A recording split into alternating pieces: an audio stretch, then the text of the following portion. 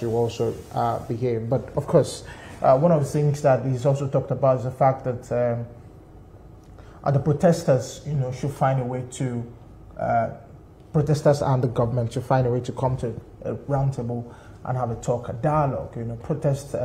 Yes, every Nigerian has the right to protest. But at the same time, there should be a common ground where everybody can meet. Well, definitely, and of course that's why even with the protest you had like two groups. So there were people who were saying, we're not going to dialogue, we just want to come out on the street and show the government how very frustrated we are and how angry we are. But there were also the other people, that are genuinely saying, I think we should give the government some time. I think the government, yes, it's difficult, yes, it's tough, but we can see that there is a plan, there's something they're trying to achieve. So there are also the protesters who were protesting, in support of the current administration. So we had like two people, two voices coming out this week protesting, one saying it's enough, reverse, and the other is saying, okay, let's see if we can be patient. I think that there should be some level of patience, because if you look at what happened back in 2020, there was no arrowhead in terms of who is actually organizing the protest. But this time around, there's some form of arrowheads in the people who are organizing the protest. So if they can come to the table, dialogue with the government, I think it will go a long way. But let's take this report that has to do with the supporters of President Bola Tinubu administration who gathered in large numbers urging the protesters to sheathe their swords and embrace dialogue. The event at the APC campaign secretariat in Abuja slowly gained momentum as the morning progressed. By noon, supporters of President Bola Tinubu's administration under the Tinubu support group gathered in large numbers. From the very beginning, the atmosphere was electric, with youths showcasing special dances and renditions, adding to the vibrant energy of the event. But beyond the fanfare here, there is a dominant message, which is a need to support the administration of President Bola Tinubu. The event transitioned into a short solidarity walk around the central area, with participants carrying placards and wearing T-shirts, highlighting major positive policy reforms of the Tinubu administration. The group's convener called for peace, emphasizing dialogue is the best way forward, as the peaceful protests have allegedly been hijacked by hoodlums. The president means well, and he has done so much within this short period of time. We have no other country than Nigeria. We must all join our hands together to build this country. To go they steal poor man. Some people say now loan they collect for their shop. When they take buy market, I will still they break their shop. I will more embrace peace. These supporters of President Tinubu say he is taking the right steps and insists that the current challenges Nigerians face are part of the healing process that follows years of maladministration. Nigeria has been in a very, very damaged situation. At this point in time, the president needed to take a decisive decision to restructure the country. They have the right to protest. And in protesting, you don't have to damage people's property. Rome was not built in one day. And you cannot start a foundation of a house and finish it within one day. If there's somebody who knows the problem of this country from the southeast to the northwest, it is Bola Ahmed Tinubu. Okay, welcome back. And of course, our second guest will also be speaking on the nationwide protest. Is Global Affairs Analyst Solomon Soja. Good morning. Can you hear us here from Abuja? Good morning. Solomon Soja, good morning. And how is the United Kingdom this morning? Cold and raining this morning. Okay. To be a bit sunny a little bit later. All right. Thank you very much. Let's have your take on the nationwide protest. In the last 48 hours, Nigerians have been on the streets protesting for economic hardship. Let's first have your take on that before we delve into the matters of the demands and what the government should do. Yeah, I mean, it's a very good call. It means that the people are speaking out. They are speaking out of hardship, out of hunger, out of what they are facing, price of fuel, price of power, and just how this affects their daily lives and businesses. So this makes sense to have these protests and to have people voice out their pain. But what I just don't get it when I see anti-protest protesters protesting against protesters that are crying for the hardship or crying about the situation or their situations in the nation or something. It is not, they are not allowing people to protest for valid concerns, but it is okay somehow for anti-protest protesters to protest. All right, so Solomon, well, sorry for that, it's a live situation, but Solomon, if you join us back, I would also, like you to look at the main concern. Solomon? Sorry? Okay, so Solomon, yes, I mean, the points that you're making, but, when you look at it from the main concern that people had going into this protest, we've been victim of protests spiraling out of control and shops destroyed, businesses spoiled.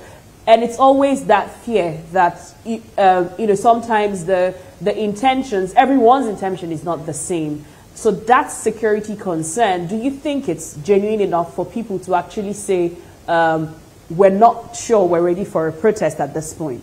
Now, putting into consideration what happened in Kano, Gombe, and of course Yobe, where the protest actually spiraled out of control. Yes, that in itself should tell you that there's a problem. For the fact that if you can't curtail people that are coming out to genuinely protest for situation, you can't handle that security concern of people protesting, because of course there would always be good and bad people. There would always be people coming out for the actual agenda of what is required, and then there's always those ones which would come out for something else, will have their ulterior motive to like loot or destroy properties. But just think about security facilities and infrastructures that are not in place to curtail simple situations like this. Because imagine if you go to watch the World Cup or go to watch the Champions League final, you see loads of people, you think people don't get emotional and want to fight and want to destroy properties, but are these not managed in very professional ways? So let's not give ourselves all that rubbish that because there would be loss of life or maybe there would be destruction of properties, and so for this reason people shouldn't voice out their pain. That's just invalid. So in such a situation, what's the point of having security? What's the point of the amount of funds being spent on the police force? If you're setting up infrastructure to manage protest, then I believe it is the call of the police to make sure that this is well watched and serious warning is given to people that would go out of control to just keep them back in line, or serious measures should be taken to keep them back in line, but at the same time not lose focus on the protest or the matter at hand. All right. Well, government actually came out, the courts came out to confine the protesters to certain locations in the FCT and a few states, but some people did not want to stay in that confinement, because you talk about sporting events, they happen in a particular location and all resources are deployed there. So, but when the court says, for example, in Abuja, in the FCT, protest at the National Stadium, and if they are going to deploy everything at the National Stadium, but then you have people coming from Nyanya, from Dutse, then we won't really, can we really say that the police did not do enough? Because you talk about people genuinely, but at the end of the day, we see that sometimes this protest, a large number of it don't come from a genuine place. Yes, always. We have to understand that in life, all the time, people would always find opportunities to do something wrong. I mean, even good people, if someone wouldn't be held accountable for their actions, they would eventually use opportunities they find to do something that is not very appropriate.